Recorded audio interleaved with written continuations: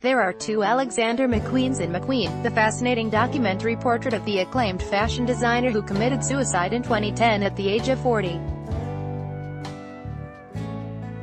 One is the eternally boyish McQueen we see on screen, in both archival footage of media interviews and behind-the-scenes glimpses of his creative process. That McQueen, Lee, as this product of London's East End was called by those who knew him, using his first name and not the somewhat grander middle one he adopted. For his clothing brand, resembles a pudgy child prodigy, brilliant, prone to button-pushing but pleasantly down-to-earth, especially when talking about his meteoric rise to the heights of haute couture.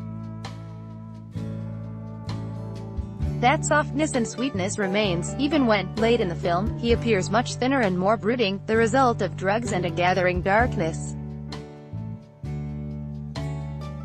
Designer Alexander McQueen tends to a model's garment in the documentary McQueen, 1996–98 Accusoft Inc., Alright, Anne Ray photo, but a second McQueen, one given to nasty outbursts toward his coworkers and occasional personal vendettas when he felt betrayed, is only spoken of in interviews with his friends, muses, mentors and creative colleagues, and never emerges on camera.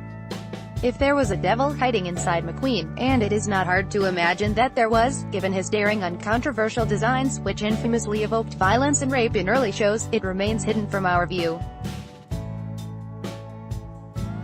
Oblique discussion of the sexual abuse McQueen suffered as a child at the hands of his brother-in-law sheds some light on his demons.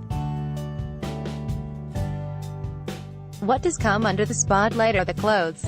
Just as the Metropolitan Museum of Art's 2011 exhibition Alexander McQueen, Savage Beauty focused on the oxymoronic nature of McQueen's art, simultaneously punky and polished, nose-thumbing and deeply thoughtful, the film by Ian Bonhote and Peter Edidge lavishes attention where it belongs, on the wearable, at times almost sculptural objects created by McQueen in his short 18-year career, first for his own namesake line and later for the House of Givenchy. Article continued below. The fashion shows we see are risque, angst, intense and provocative, even questioning the nature of beauty. Robotic arms shoot spray paint on the white dress and body of a twirling model in one. In another, set on a stage that turned the catwalk into a mock-up of a padded asylum, the show culminates in a finale featuring a heavy-set, naked model inspired by photographer Joel Peter Witkin's sanitarium. McQueen, you see, wasn't interested in pretty things. Or, rather, as McQueen makes clear, he wasn't only interested in pretty things.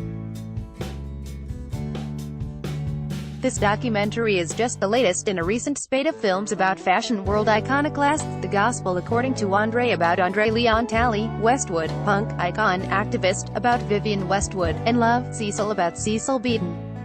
More than these other films, McQueen makes the case that its subject was an artist whose clay was clothing. It also, despite giving short shrift to psychoanalysis, reminds us that everything you might want to know about the artist can be found in the art. As McQueen himself puts it, directing our attention to where it matters. If you want to know me, just look at my work. McQueen documentary directed by Ian Bonhote and Peter Edidge. Opens Friday at Hot Doc Cinema. 111 minutes. 14A.